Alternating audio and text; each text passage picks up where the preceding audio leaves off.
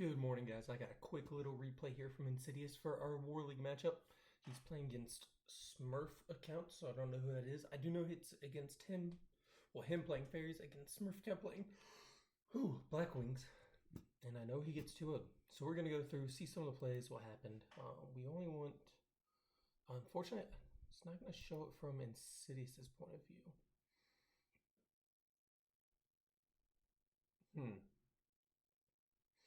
Yeah, it won't show up from InsiDS' point of view, so unfortunately I'll know every single play.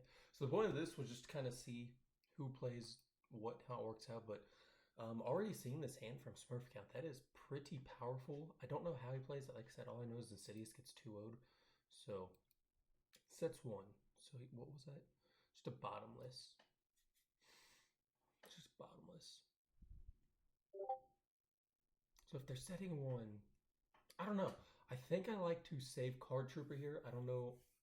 I think this first play, saving Card Trooper here, I probably go straight for the Shining Angel and just swing. Save the Card Trooper for something big to get over, specifically like Shura or something like that. Or actually specifically for Shura is what Card Trooper would be useful for, and just swing with the Shining Angel. I guess at that point you're kind of risking Deprison, but you have the Book of Moons. I think summoning Card Trooper turn 1 here just doesn't seem right in my opinion.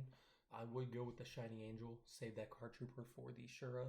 If they don't summon anything turn 1, I can, in my opinion, I don't play Black Wings, but I think it's safe to assume it's because they would have like a Shura in hand. They're just waiting for the other player to commit something to board. So Card Trooper obviously doesn't keep any field presence either after destroyed by battle, which Shining Angel does. So you do want to keep that field presence. Shining Angel destroyed by like a Shura, it does give you the option then to go up to D-Alk to then crash, or it forces them to synchro right after that.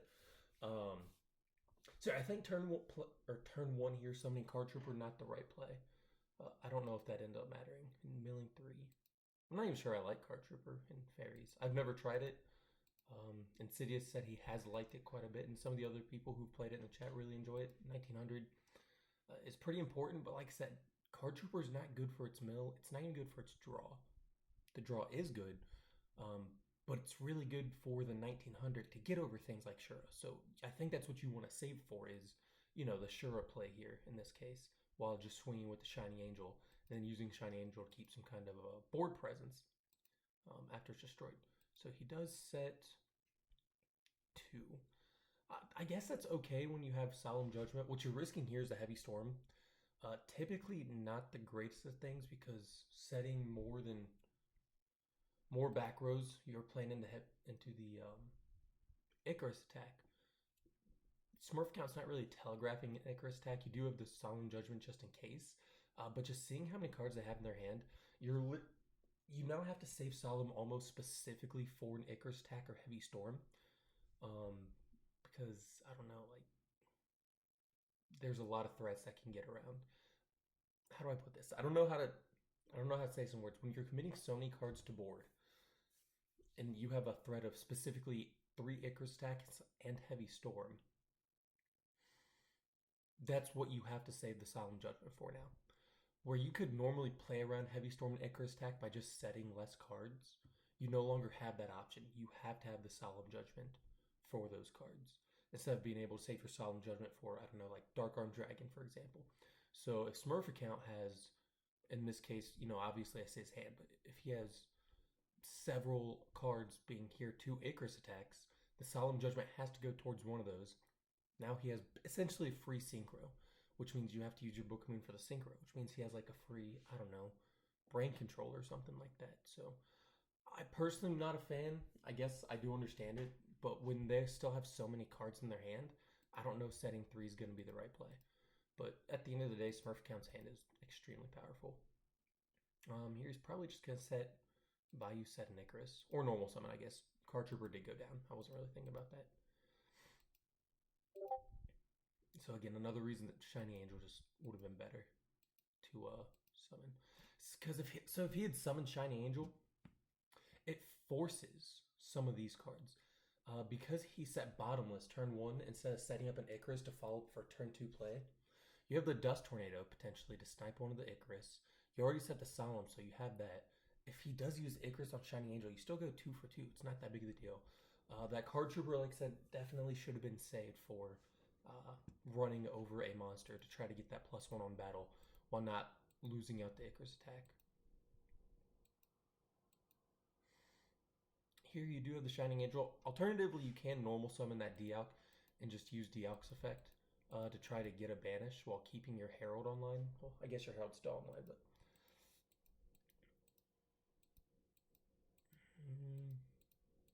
can get Icarus.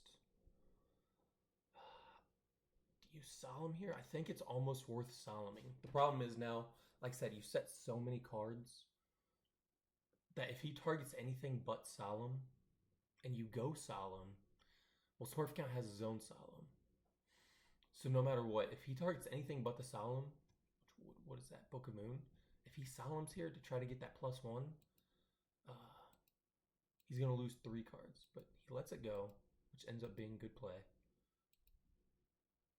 Setting was that Mirror Force? Mirror Force, okay. So he just takes that 1 for 1. And ooh, powerful rip to turn on the value. Very good rip. Yeah, here I think you definitely just have some Dialk and just start using its effect. Let's see. Okay, just fast forward. Unfortunate. It's always a power trap that you mill. It's always. Booking there. Booking. That's unfortunate. Like, you do have to book.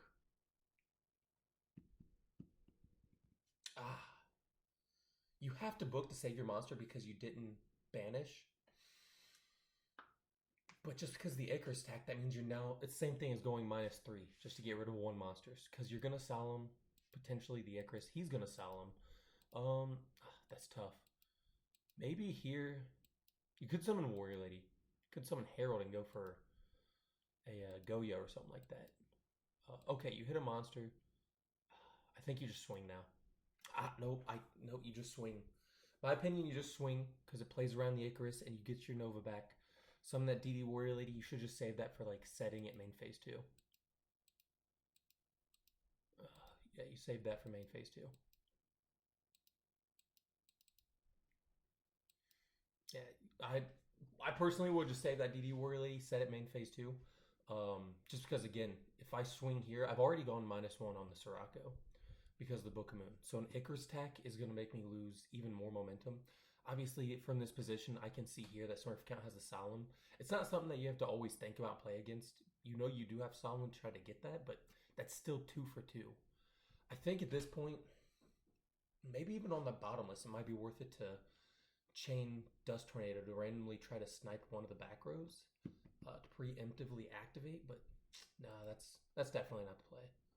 So here we do see an Icarus attack.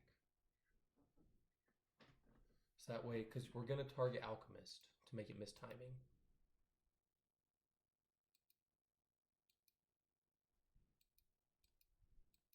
So here I think you have to Solemn. What's that? Mirror Force, good target. I think you have to Solemn. Okay, so Solemn gets Solemned. Doesn't get Solemn. Does he just let it go through? Does. Does just let it go through. Swing for 18. Yeah. Yeah, should have saved that DD Warrior Lady for a set main phase 2. And just use Alchemist to swing over Sirocco. I guess it makes sense to summon Warrior Lady to attack to try to banish the Sirocco to keep off the value. But even just looking at your own back row, you have Mirror Force. You know they play like Icarus attack. Sure, I got hit by 1 of them. Now 2 of them. You just risk so much. If the DD Warrior Lady is going to banish something anyways, go ahead and let them use that value so their value gets out of the grave. They get their Synchro and then they attack. So now they've lost their Synchro's banished, their Sirocco's banished, and their value is banished. Instead of being able to because of the way it played out, they now have the full value access. So maybe, yeah. And I don't think you have defense against a free monster like this. You definitely let this attack go through. Get back that Warrior Lady.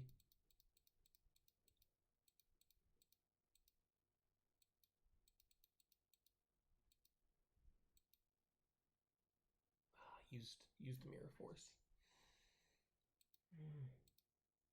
Well, You chain the Dust Tornado at least. Get rid of that. So you're going to take nothing. Unfortunately, that Alchemist was kind of a lifeline. Yeah, those Icarus attacks are tough, but... Honest, that's a good draw. So we summon Honest and we swing, for sure.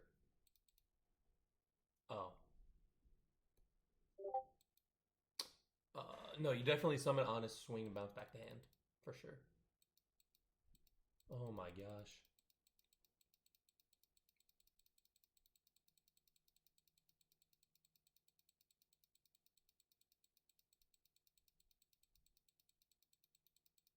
That game? Yeah, it's probably game. Let's see what the draw is. Yep, turn too late. So very unfortunate that they had, obviously all three Icarus attacks. That's just tough and a solid. Can be tough to play against. But definitely some of the plays made, you were committing too many cards into Icarus attack, in my opinion. Book of Moons generally, what did I set out? I think I usually set out 1 to 2 Book of Moons after game 1, because Book, as we saw, is just -1. That card trooper would have also been very helpful later on in the game to help just power over some stuff if you didn't commit that to the board turn 1 for essentially no reason. You got nothing out of the turn 1 card trooper, so let's go fast forward here. I could hide hands, but that doesn't really help me.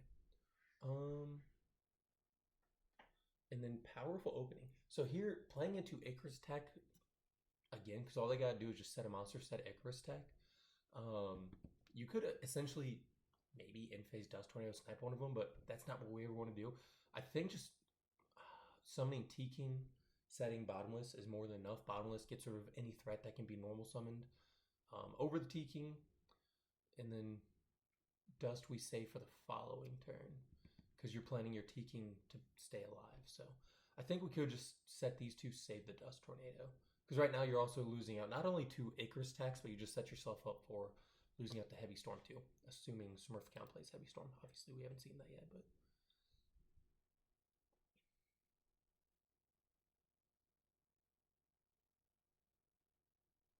Yeah, definitely always Bottomless. If you're going to summon, always Bottomless. Torrent. What was that? Yeah, so same thing. I didn't even realize that you set the DD Warrior Lady. I missed that. Same thing. No reason to set more cards into... In this case, it was Torrent, but into an Icarus attack. So like I said, if you'd only set Bottomless and then kept Thunder King on board and didn't play any other cards, you never would... You don't lose the cards, if that makes sense. And also, Warrior Lady plus Cyber Dragon is an exceptionally powerful combo. So, what's this? Yeah. Yeah, I wouldn't have done that. So here you could have in-phase Dust Tornado. I don't know what we're saving that Dust Tornado for. I'd have to wonder. Was that Mirror Force just set? I wasn't paying that much attention yet. I was kind of looking at hands a lot more than the actual play on field. But it saves the Shining Angel that probably isn't going to get Mirror Forced here. Probably going to take the damage. Yeah.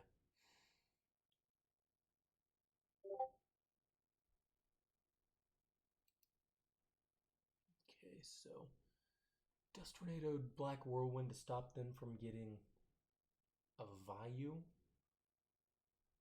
I don't know if that's the right play. I don't know about that. You're swinging over Shura, not Blizzard. Ended up not mattering. What's this? Torrent? I think here we could have also gone ahead and used Bazoo's effect.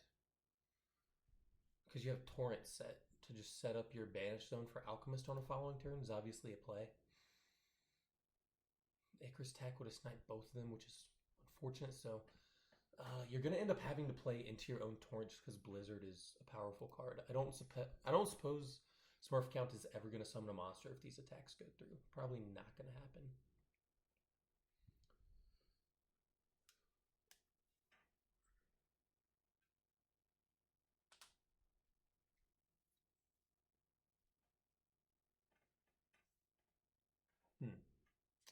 That was a lot.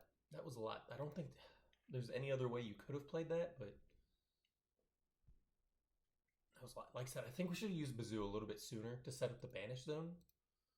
and then play Dialk afterwards. That's why we play Bazoo, is to set that up and then Dialk afterwards, so you don't have to commit anything to its effect. It just gets everything. Um, yeah, I think the placement of summoning Dialk first instead of Bazoo was definitely a little off. Did you just banish for Bazoo's effect?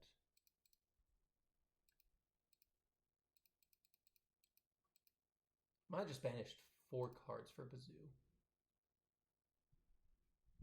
I don't know.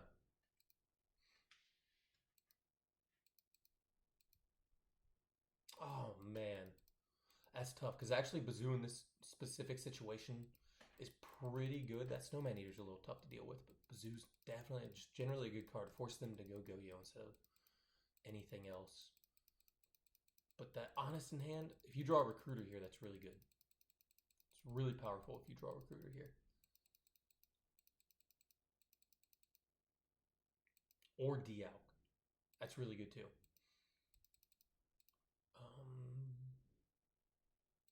Yeah, you definitely swing over Go-Yo. Obviously, you don't know this Snowman Eater, but yeah, it's game next turn. That should be a Go-Yo attack, no matter what. Oh, just summon Shura and that's game. Yeah, not too much more you could have done. I guess playing against all these back rows is a little tough. I do think that you definitely played into Icarus Tech, specifically game 1, and that Card Trooper was played a little bit backwards. Same thing with the Bazoo versus the Dialk. Some of the cards, your order of play for InsiDS, the order of play was a little bit off, and that caused you to use more cards than you should have had to use in certain situations, and you kind of played into cards a little bit more. Overall, I don't know. I think those were winnable games. Certainly, if I'm just looking at what cards each player has in their grave. Just because if you do go even on the Icarus Tax game 1, then essentially you're just both even the whole time. That's not realistically how it happened, but like I said, I think, what was it? DD Warrior Lady was played premature. You played into that. If you would just swung with the Dialk, use its effects, it gets Icarus tacked, maybe. Or you just swing over Sirocco, then he goes and brings back, uses the value next turn, but you get you still have Warrior Lady in hand that you could set main phase 2 type stuff. So I think you definitely played into them a little hard for sure. And then game 2, just again looking at the cards, outside of maybe Double Blizzard, because Double Blizzard can be tough to deal with. Yeah, I think those were winnable games, but that's what I saw. Some of the different plays that I would have made as I'm watching it. But thanks for watching. Have a wonderful day. Bye.